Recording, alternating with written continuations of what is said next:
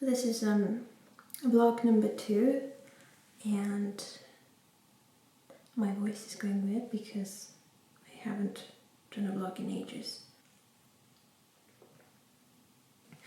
So I guess I felt inspired to do this vlog because I've been feeling very in an amused state with my writing. And by that, I'm kind of using a twist on the word muse, and I'm saying I'm amused, like amazed. So I've really been in this amused state where I've felt a sense of inspiration that has been really animating and exciting. And I haven't felt like that in quite a long time. So I thought I would talk about some things which have been really creating passion for me. Lately I've been writing a lot for my blog. I nearly said vlog. Tears of Hval, and every post is like a thing unto itself. Like my process in the last 3 or so posts has been to take a journal entry and then prosify it, if that makes sense. So the camera memory card got full, so I had to delete some old videos. Typical me not checking that beforehand. But yeah, I kind of wanted to both share what's been inspiring me and also some tips. Not that I think I'm an expert by any means when it comes to being fluent in my own creative process. And I know that every person's creative process is unique to them. But at the same time, I feel like it can be really interesting when someone just shares what works for them, even if it doesn't work for you. And I was actually thinking this when I had spent some time on Reddit, the forum site, just thinking about like writing advice and how people can follow someone else's advice almost too much, to a point that it's like you're treating that person who gave the advice as superior. And I don't know if this is true, but it felt profound to me when I thought of it, this thought that advice like taken well is advice reinvented. Now bear with me, this might not make sense at the start, but what I mean is that when you take someone else's advice, the best way of taking that advice and using it for good, actually getting something really worthwhile out of that advice, is to be in a creative mindset when you are applying the advice or like trying it out. I think there's nothing wrong with trying advice really literally, but I find that if I am taking advice too literally and I don't have a creative mindset when I am actually applying the advice, I can end up in a really strict routine with my writing that is just really harsh on myself and isn't working for me in the long term. Say if someone says, you should really get up at something like 6 a.m. if you are wanting to write in the morning. Now, if you apply this like to the T, your body is different to that person's body. Yeah, I feel like I'm rambling a lot, but I hope that makes some sense. So yeah, I would encourage whoever's watching this to also consider applying applying that advice to their own interaction or engagement with other people's advice, including mine. So some ways in which I've managed to write more freely and become a lot more acquainted with my flow state, you know, where everything is flowing and you're really aligned with your sense of self. Number 1 would be removing pressure from my process. I don't mean in a small way, I mean like in a really complete way. Just putting everything out of my head, like escaping into a state of mind in which all of the things which are stressing me in the background of my mind, I will like just not think of them entirely and just put them all away in a, like, I don't visualize a box, but I guess you could say, figuratively speaking, it's like putting things away in a box. But like I was saying, it's not just about psychologically putting pressure away, it's also about just living a lifestyle that doesn't generate pressure on a daily basis for you, like stressed about not having met a deadline that you set for yourself, or you are like anxious because you've been procrastinating about doing something on a specific day. I'm not saying to have no structure in your life, but personally I struggle a lot with pressure, and removing said pressure has been really, really beneficial to my process. And it took me so long to actually understand how to remove the pressure, and even understanding that something was creating a pressure, like just being like, I completely remove this thing from my environment and suddenly, oh my god, I feel the urge to write. I feel like something feels safe again and I can somehow write, you know. And it is kind of like magic in a way, but it's not magic, of course. I'm just saying it's like magic in the sense that it's insanely rewarding. So that would be the first one, just removing pressure completely from your process and seeing how things go from there. Noticing if you feel the urge to write more when you do that. So the other thing, what was it? The other thing has been listening to my urges when it comes to writing. I can't emphasize how ridiculously restricted I have been in my writing process in the past with not following my urges. Like subconsciously not engaging with that urge because of a fear of failure, or of kind of, a lot of the time it's been a fear of other things interrupting my process, and me going into the process being kind of for nothing, because then it gets interrupted and then it just goes and that's it. And then I'm like, I have this thing that's 25% finished and it's kind of dead, like stillborn. On that note anyway, following your urges when it comes to writing, I think, is incredibly important, because you are essentially training a muscle in your brain that is linked with self-drive and being self-driven.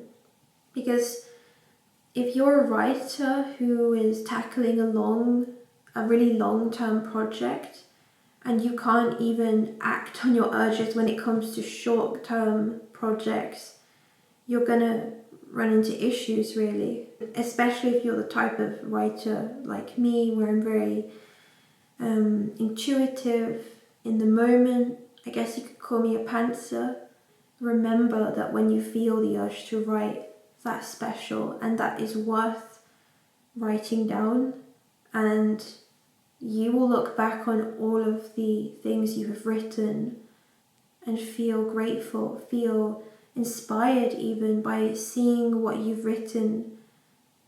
I think that is like one of the things that I feel most grateful for to my past self when it comes to writing. It's that I bothered. Like, I actually took the time to write some things, and when I look back on them, even though they're not as well written as stuff I write now, I'm like, I'm really glad that you did that. Thank you, past me, for pursuing that idea.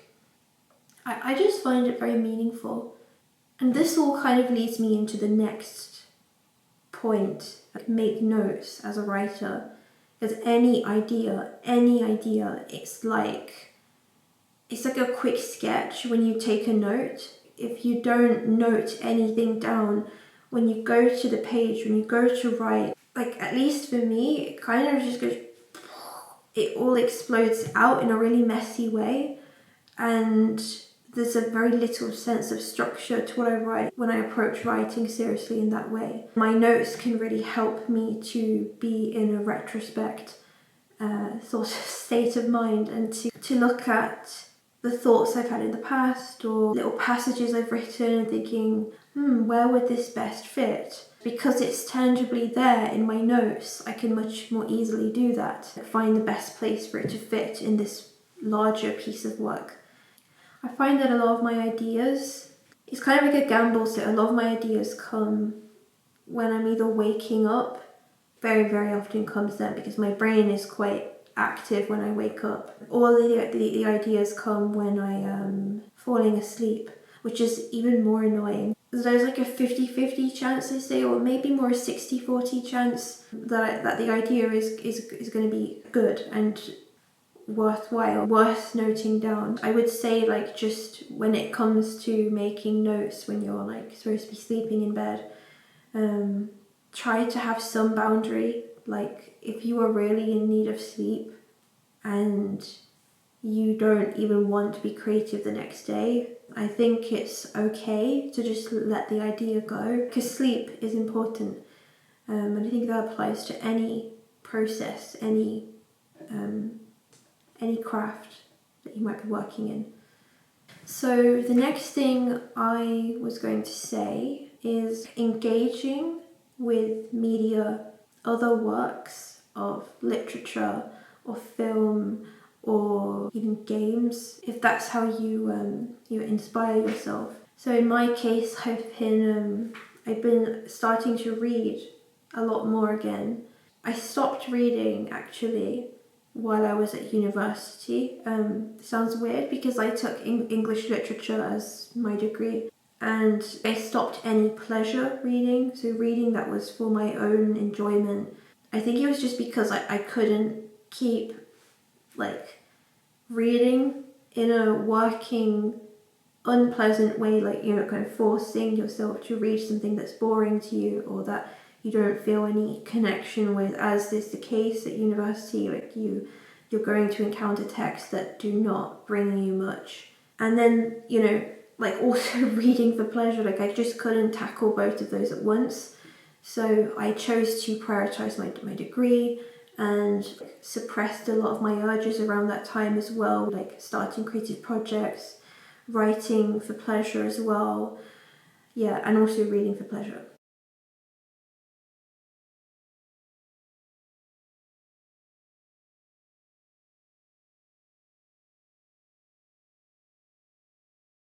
So I just wanted to like kind of elaborate a little bit more on that point about reading, because I don't think I really explained much about why I think it's, or why I found it so helpful for me and why I consider it as a useful advice to give to other writers. So for me, when I stopped reading, generally I stopped writing as well. There was a direct correlation for me between like how little I was reading and how little I was writing and how it was decreasing and decreasing. And whenever I have been in a kind of reading binge with anything, it could even be something I see online or even a type of content that requires like reading some of the substance of the content, I would have like bursts of being inspired and writing again.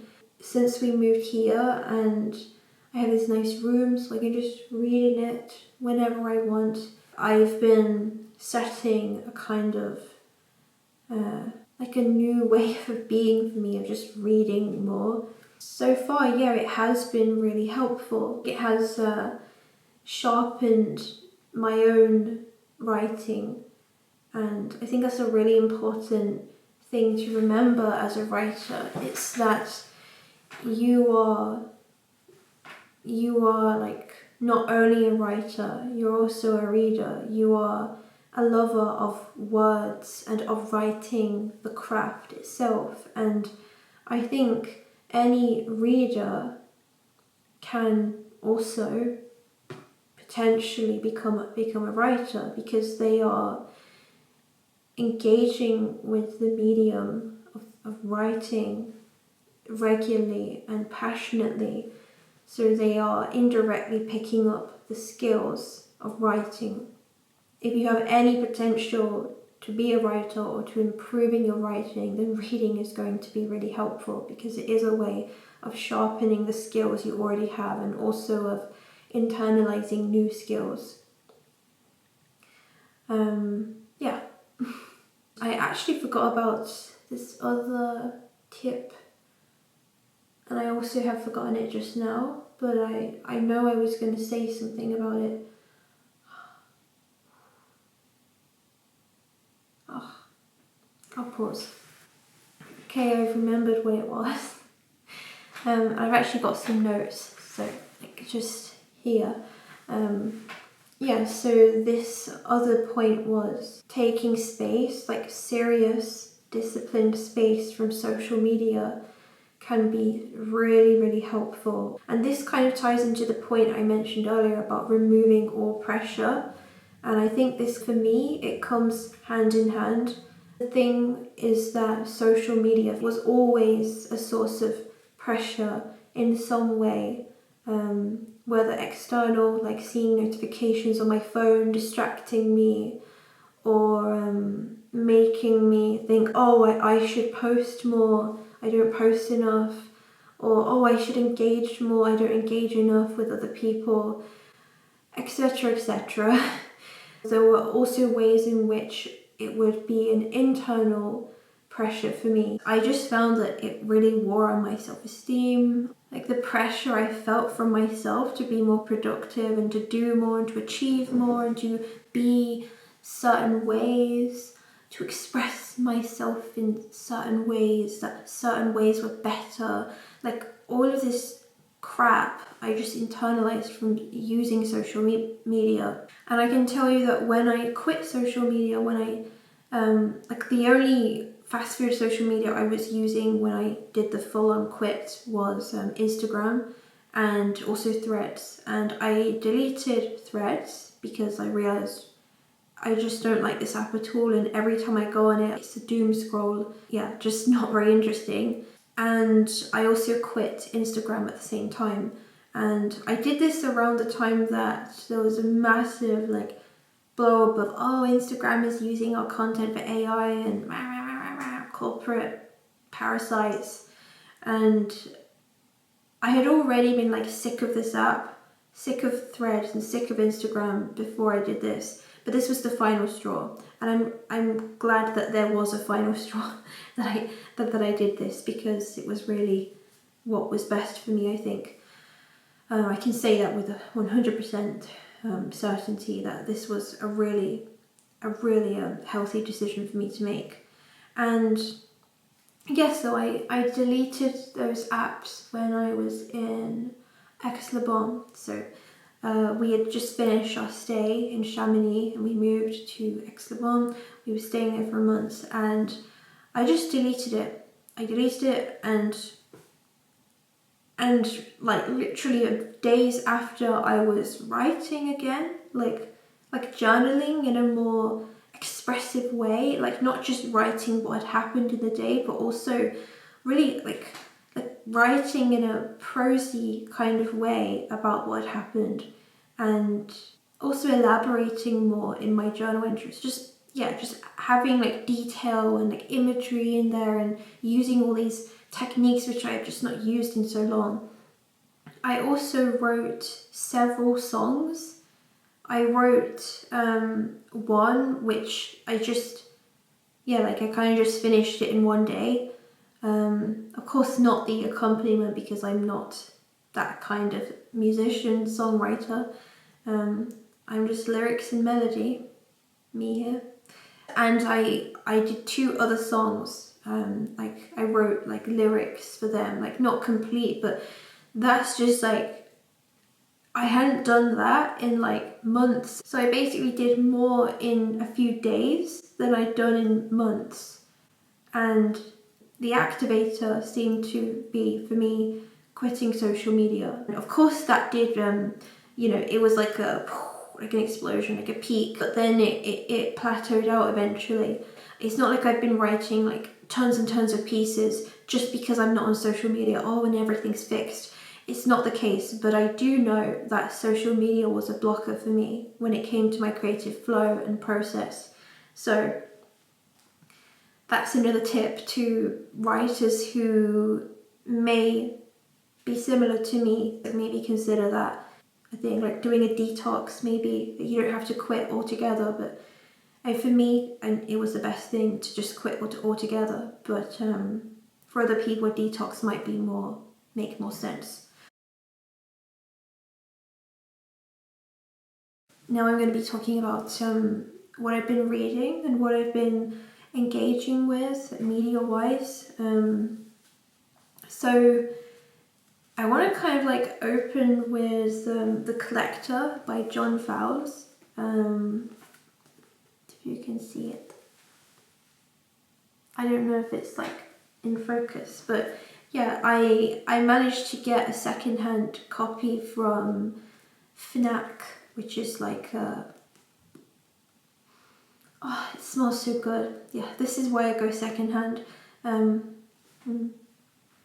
The content is a bit disturbing, but it smells really good. So Fnac is just a store in France. You can get like literally anything from there, like books as well, and they have like a secondhand section of their stock, whatever.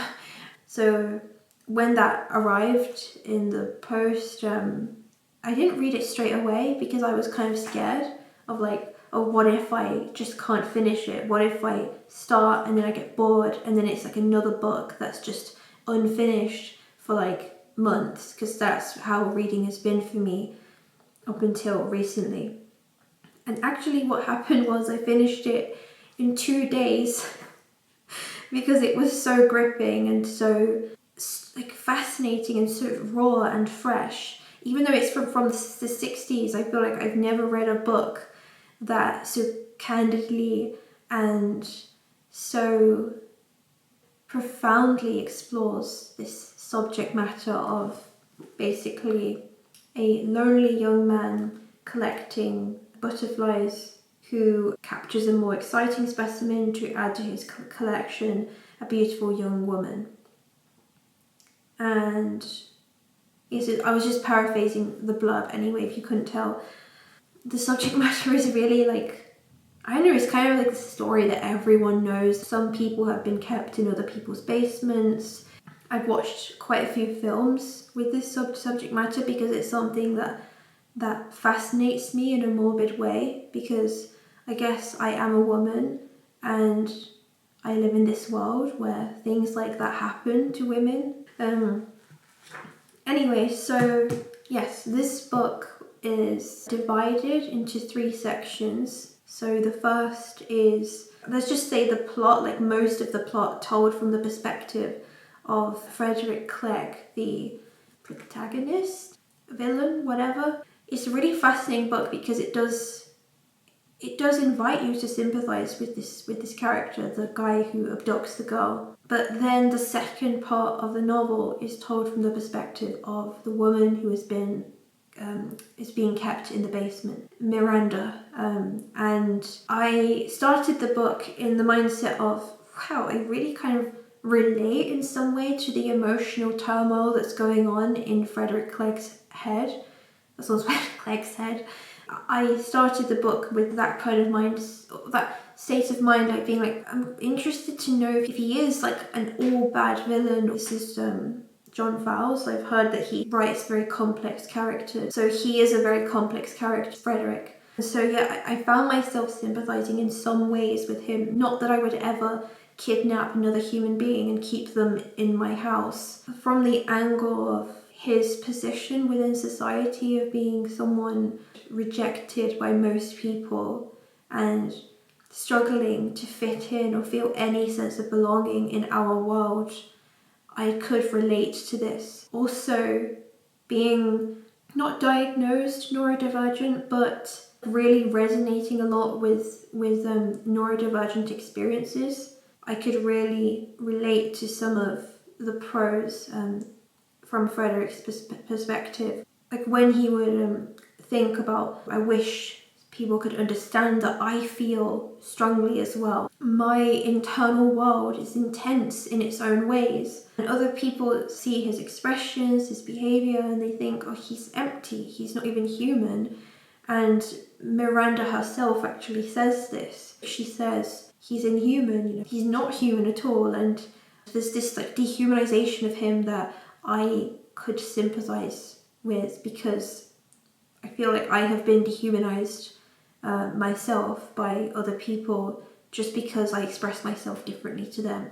There's not a massive overlap between me and this character, but I found it really refreshing to be able to empathize with a villain, because I feel like I'm really craving complex, nuanced characters in books, and so this I got what I wanted with this book. But yeah, so then we have the second part of the book, which is from Miranda's perspective, and oh my god, I loved this character so much. I could relate to her so much in so many ways. It's really nice that I could relate to both characters.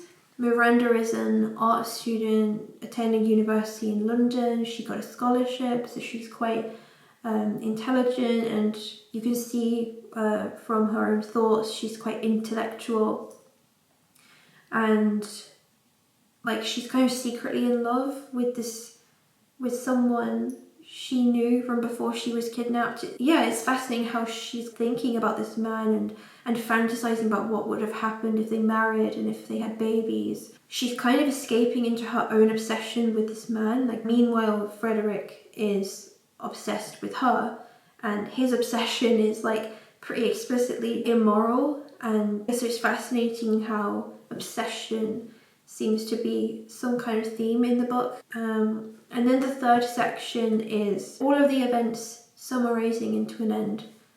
And yeah, I recommend reading it if you haven't already. I feel like I want to read it again because it kind of messed my head up, but in a good way. Like, it felt good to be challenged in my understanding of right and wrong. How much should one person's desires and needs or tendencies or whatever affect someone else's freedom? I just love the way it was written as well. Like, the way it is written, it makes you think, and it's very provocative in how simplistic it is at times. Especially in Miranda's section, there's a lot of like a poetic kind of tone that takes over. I was really shocked to hear that people actually don't like her character and are sympathizing a lot more with Frederick's character. I'm definitely more sympathizing with her character. I don't know how I couldn't, being a woman and being an artistic soul who would hate to be kept in a basement. Yeah, I just found it really surprising that people were sympathizing with Frederick when I read about the book after. Another book I've read this month was To Kill a Mockingbird by Harper Lee. I enjoyed this book a bit less compared to The Collector because it is written in a way that's very dialectical, if that's the word. Like, it uses a lot of the dialect that the characters have in their own speech, and also the dialogue is very full of their unique dialect. But once you get past that point of not comprehending what they're saying, sometimes it's really immersive. So yeah, I would recommend this one as well. I feel like I don't really want to go over the plot because I haven't read it as recently and I don't want to simplify it. Basically, the themes it explores are racism, prejudice, morality, law, but most of all I think prejudice, the nature of prejudice. And I think if this book is anything, it's a testament to the statement that racism is taught, that any prejudice is in the end taught, and children are not born thinking what they grow up to think. If someone is racist when they are an adult, they weren't thinking that way since they were born. I found this book really impactful in the sense of reminding myself that there are humans out there who are truly aligned against racism and all of the other forms of othering that we as humans sadly have committed over the centuries and still do today. I don't have much more to say on this book. at the moment. It's not really what's been my muse. I'd say this is more close to what's been amusing me, but not exactly.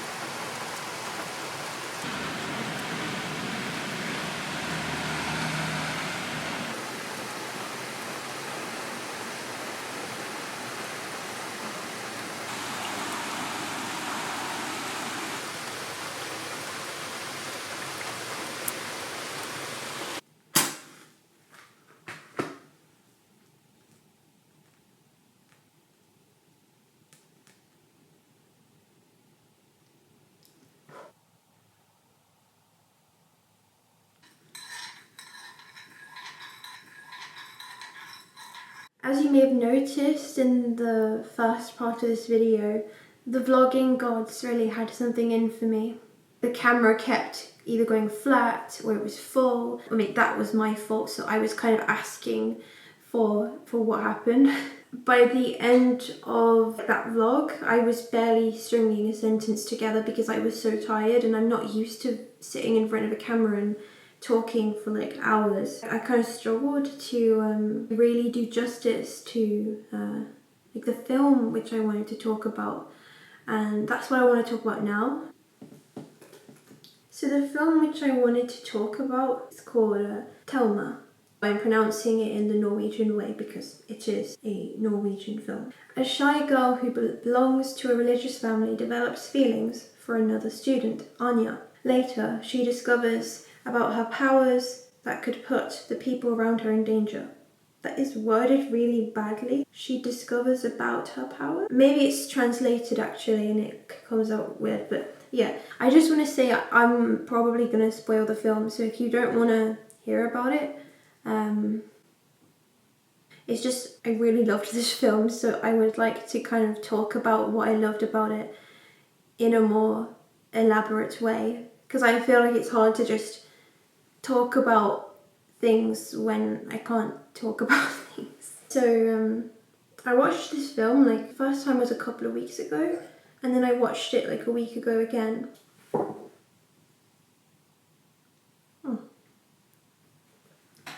I hope it is in focus mostly, but I'm still getting used to that. I wanted to talk about this film because it's such a getting under your skin kind of film. I will admit, when I read the blurb, it's very similar to the one which I read to you. I was skeptical. It's kind of like, oh, it's probably going to be a bit teeny and a bit shallow. It won't run very deep. This film was recommended based on my love of Alien Covenant. And so I was like, well, I'm going to give it a chance. And I'm so glad I did, because this film, right from the get-go, the camera work, the direction, like, I love this kind of film. I can't really put a finger on it. Maybe I can. It's like very, very organic. It's kind of like very artsy with how the camera might pan in or like be really zoomed out or like zoom in on something really, really specific, almost to the point of being macro. And yet there is this style to the acting and to the direction, like what the camera actually focuses on and what the characters are doing when the camera is on them. All of that is very, very organic and feels very, very real. But yeah, I was hooked from the opening shot. I would just say that. It shows like the entire view of the square in front of the university, and you have this like sense of all of these people. Like, what are they doing? What is their story? Like, each of these people, they have a life, they have a past, they're heading to some place, and kind of like the feeling you get at a train station, really. Shortly on into the scene, we get introduced to Thelma. So the film starts in a very uneventful way. There are a few hints here and there about things which are to come, but essentially the film escalates and escalates, and at the start it's very, very, very small escalations. I personally really like films that don't bombard you from the get-go. I quite like it when a film is kind to its viewer like that, especially when it's going to explore such deep and existential, philosophical, hard to digest topics. While the film is starting to escalate at the very beginning, you get some hints that Thelma's relationship with her parents isn't exactly normal, but she is very in the mindset of normalizing it. She doesn't really realize herself that this relationship is weird. When there are scenes where she's talking with her father or her mother on the phone, you can really sense these awkward silences, and it feels really off. I felt really off during these scenes. I guess that created dramatic irony because Thelma, of course, is normalizing it, even though you can see that deep down she probably knows. I love when a piece of art is split into sections, like when I was talking about The Collector earlier. I love when a piece of art twists and says, you were thinking this, but now have a look again, and invites you to reconsider things which you had become decided on earlier on from reading the book or watching the film. And in this case with the film, it really changes at the halfway or like 3/4 in point. For the first half at least, it's all focusing on how Thelma is slowly loosening. She allows herself to drink, to hang out with friends late at night. Like, she even allows herself to ignore her parents calling her while she's out with some friends, which seems like a big thing to her, where she's kind of micromanaged by her parents. So Thelma starts exploring her freedom now that she's a student at university. And this is, of course, during the time which she is falling in love with a female student, Anya.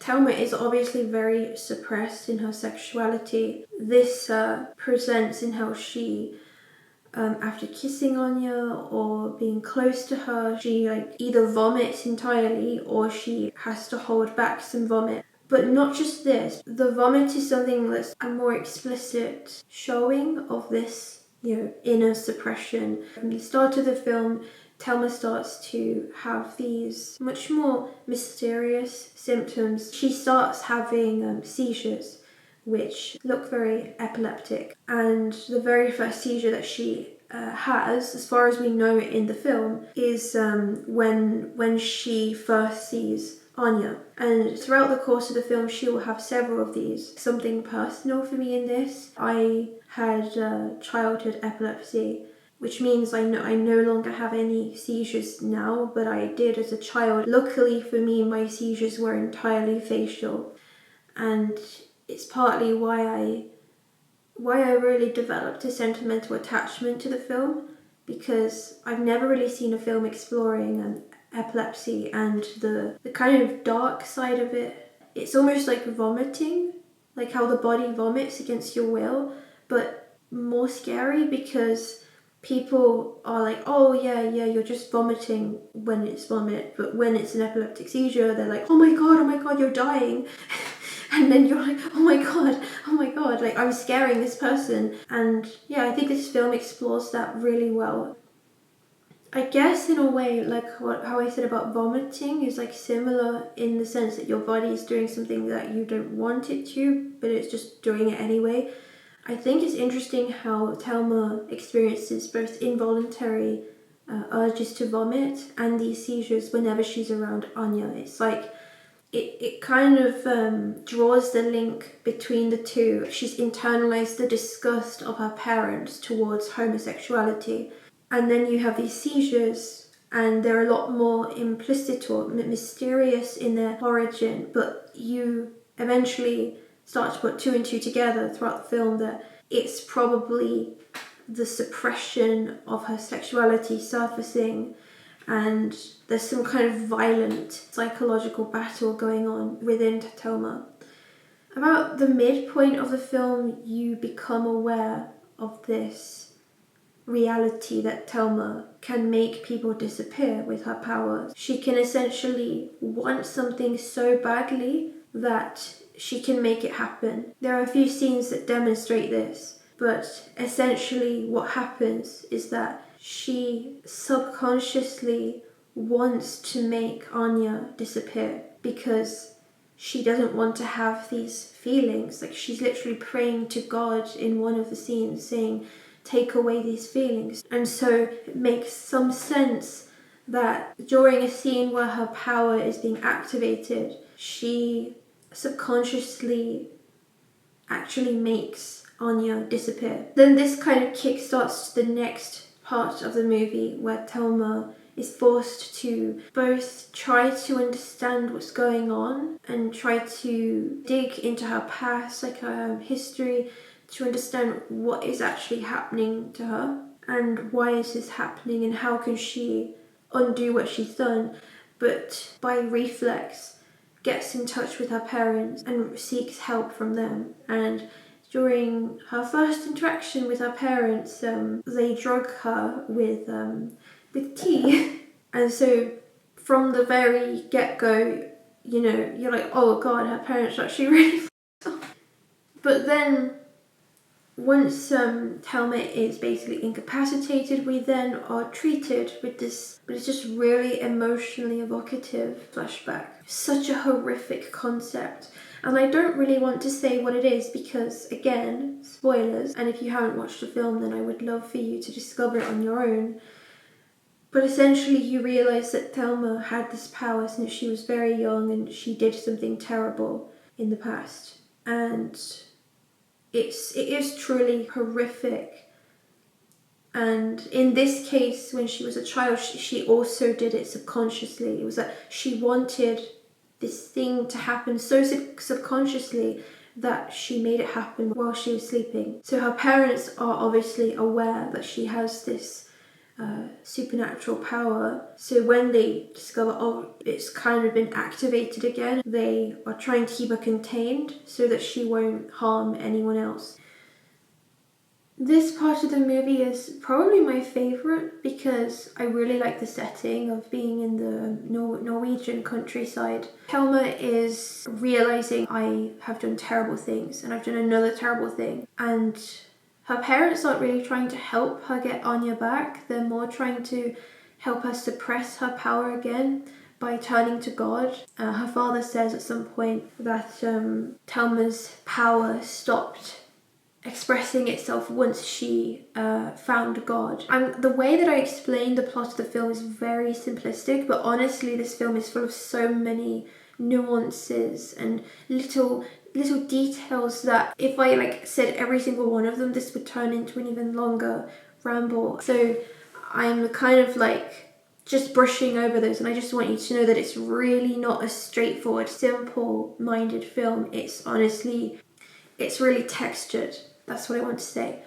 Essentially, in the climax of the movie, Thelma manages to escape the hold of her parents. And there's this scene that is honestly my favourite scene in the whole movie. It hit so much, and it felt so pivotal for me. And even if Thelma is a villain, at that point I don't care. In this scene, Thelma, now at this point free of the hold of specifically her father, she leaves the house and she dives into the giant lake outside of their house. This lake is very significant because it's where the first terrible thing happened that she did as a child. It's also the opening shot of the movie. It's quite a poetic scene, really, because she just dives in. There are no words. There's no indication of why she's diving in. And then the scene gets very trippy. she ends up at the surface of the university pool. Yeah, I just love this this image of people, of someone swimming to the darkest dark at the bottom of a body of water and actually ending up at the surface of something else. I actually wrote a poem that has a similar image. It's cool to see something like this visualized in a film. So Thelma discovers in this other kind of dimension, or this other pocket of the world, pocket of reality, she discovers that Anya is actually there. And there's this moment where they embrace. There's no vomiting after. Actually, scratch that. Okay, when this kind of vision ends, we see Thelma at the edge of the lake, waking up. And when she crawls to the bank, she vomits up a tiny black bird. I see this as such a powerful scene because essentially Thelma has been vomiting like throughout the whole movie. Like there are so many moments where she is like, I actually saw this part of the movie as a kind of reveal to the viewer from the director that she wasn't holding back her disgust at kissing another woman or at desiring a person of the same sex. It was actually herself and her freedom, it was her soul that she was holding down. And then in this scene where she releases the bird is actually alive. And a few seconds after she picks it up and lies down and just like is looking up at the trees swaying and listening to the lake, the bird flies away. It's this moment of, oh, it's alive. I just really loved that. And you don't even really get like a close-up shot of the bird stirring or anything. It's just so subtle. You just have this wide shot of Thelma lying next to a supposedly dead bird. I had to kind of like go back and watch it a few times. It's just such a well done scene. My hair is just so awful today. I wanted to kind of do a bit of an intertextual reading of this scene. I listened to a Norwegian artist called Hval, and she has a song with a lyric that is pretty similar to the image depicted in this scene of Thelma vomiting up the bird or coughing up the bird and the bird flying away. And the lyric is from her song Mephisto is in the Water, and I'd been listening to this song a lot before I watched this film because I just love this song. Like, it's so mystical, delving into supernatural imagery of twigs and Styx, the god. Anyway, in this song, she sings the line, "My heart is a beak in a mouth that sings." I remember being so profoundly affected from just hearing this lyric the first time. Profound in a way that it's hard to really put a finger on. When I saw this scene, I thought maybe the bird is actually a part of Thelma, like symbolically a part of her. This was such a moment of like strange synchronicity, and it felt like I was meant to watch this movie and I was meant to listen to that music. And there's this sense of like transformation in the song, and I actually think that it could easily be delving into a lot of similar themes of like suppression of the self. Hval has written a book named Girls Against God, and I actually have the book here, and I do recommend it if you're interested in these themes and like these kinds of stories. I think that the film also has the topic of mental illness very at the heart of it. There is this moment in the plot where Thelma is actually kind of diagnosed. The doctors kind of just conclude, oh, it must be I can't remember what it's called now. Springtime, the springtime is here. Da da da da da da da. Release her from me. That's actually how the song goes. Release her from me. That's the moment in the song actually. When I was listening to the song after watching the film, I was like, wow, it really feels like the film took some inspiration from this song, because it's like releasing herself from herself. I don't know, maybe I'm just completely leaning too much into synchronicity and making too much of this. It was really fun to dive into that anyway. Here we are. Okay, so it's basically called psychogenic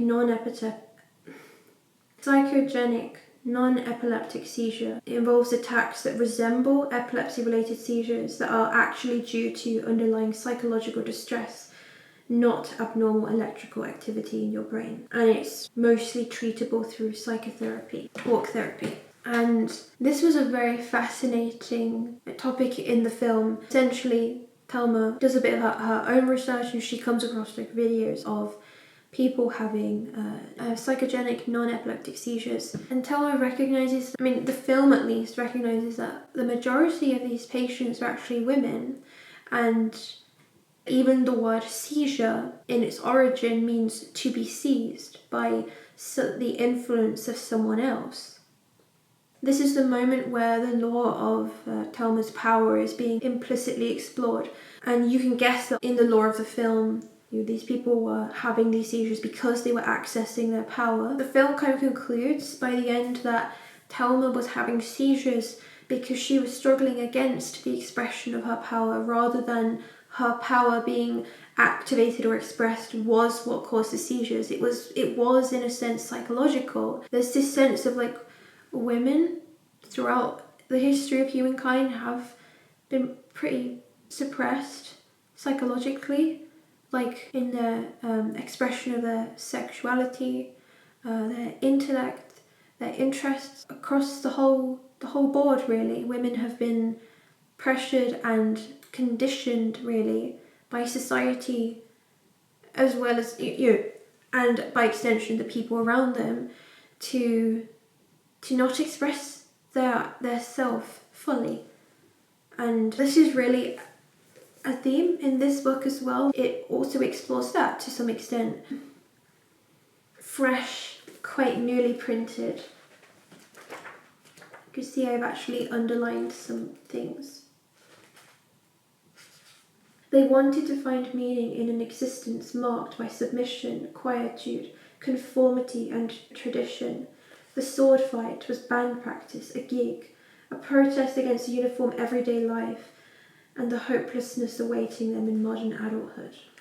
Bit out of context, but just to give a sense of the tone of the novel. Okay, now we have a bit of Jenny's intellectual side popping out. It's literally in all of the book, but this is a bit more explicit. Subculture always flows downhill, backward. Black metal is world famous now, but it has washed itself clean of subculture, the way social democracy rinsed off socialism. Black metal isn't black anymore. It isn't a protest or a warning. It comes dressed in brawnier, more mythical and commercial colours. And this is specifically talking about Norwegian black metal, how it was quite a provocative evolution in the music scene in Norway, and Jenny Hval is offering, I guess, in this section some commentary on how it did actually commercialise itself and water itself down. Oh my god, I underlined so much. I should do a video on this book actually. I have loads of underlined sections, and to be honest, I want to read this book again. So I guess I've talked about what I wanted to talk about regarding the film. It really does ask a lot of questions in the end, and I love how it explores this theme of self-release, of finding freedom in yourself, becoming unburdened by that which has held you back, controlled you before in your life. And I suppose I'm kind of going through some metamorphosis myself, more specifically in my writing.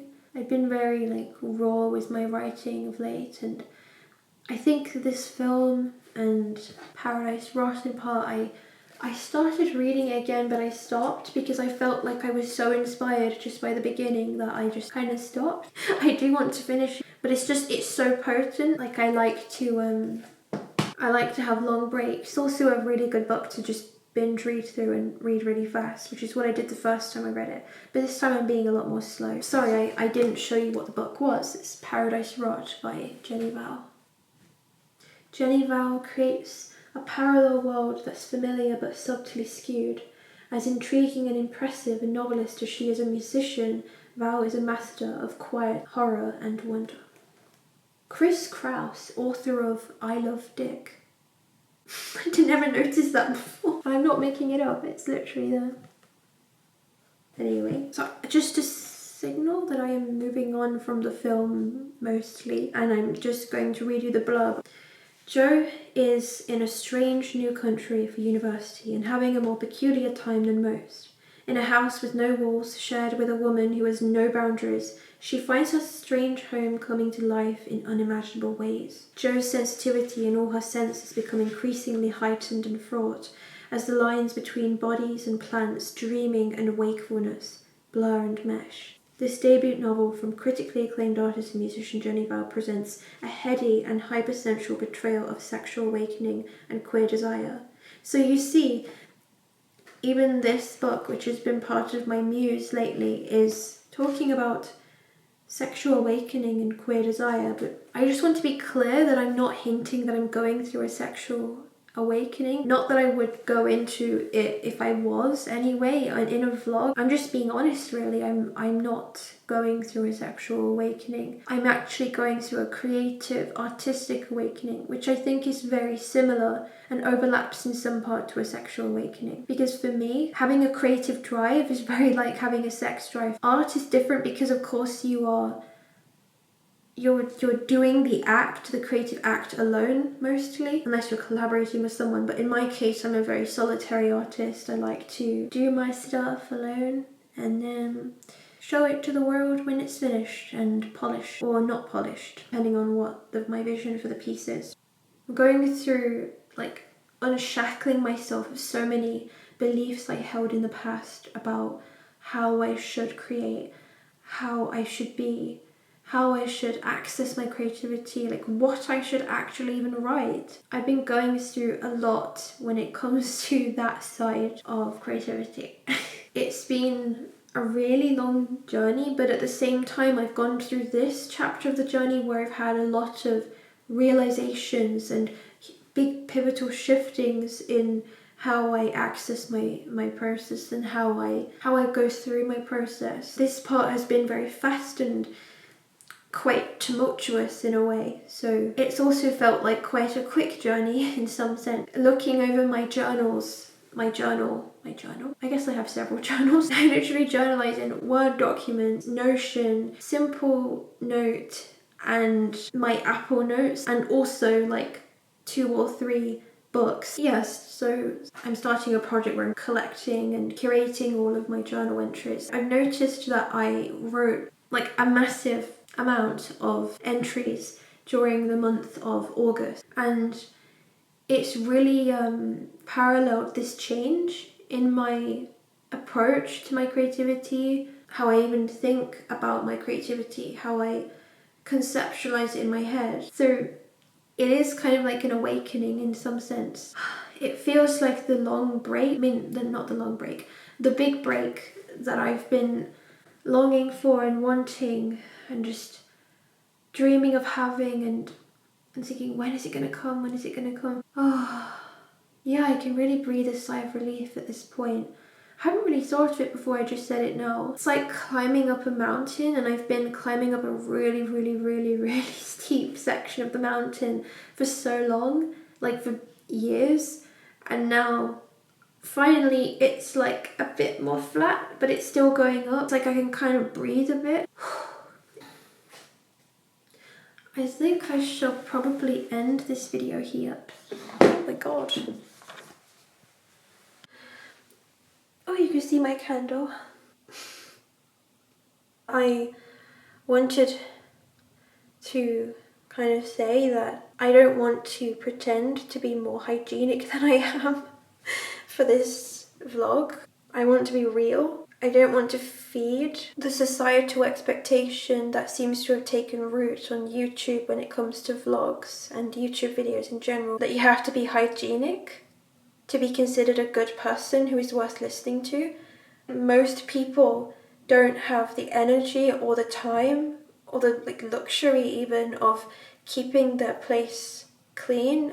If we look at people who are clean every day and pressure ourselves to also be clean every day, then what are we doing but just putting unnecessary pressure on ourselves and perpetuating the censorship that is rife on social media in general. I wanted to signal to you guys that like I'm not going to be that kind of YouTuber where I only film when my place is clean. I'm not going to be on the other extreme of completely absolute mess and I'm not going to bother at all. Like I do have the capacity to clean a little bit, but I'm not going to like deep clean my place every single time I want to do a video, because often when I feel most inspired is when I'm relaxing and I'm kind of like in my mess and it feels cozy.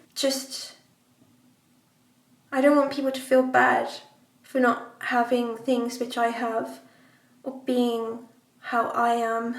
I'm really in the mindset of just being free, being organic, being real, and not creating this illusion of this perfection being possible. And yeah, thank you for watching, and I really hope that you enjoyed this. Cliche phrase, but like let me know down below in the comments what you would like to see more of, like if you enjoyed hearing about the books I've been reading and the film. And also if you've read any of these books yourselves or watched the film, and I'd absolutely love to hear what you thought of them. Or if you're going to watch the film or read the books, it would be lovely to just know a bit of what's going on out there in the world with people. I really enjoy talking about things that I'm passionate about, so this is a type of video that I really want to do more of in the future. Okay, well then, have a lovely day or night, have lovely dreams or daydreams, touch grass, touch a tree, cough up a bird, free your heart, drink water. Sorry, I don't know why I'm telling you to do things. You have every right to refrain from doing any of the things I've just told you to do. Okay? Bye.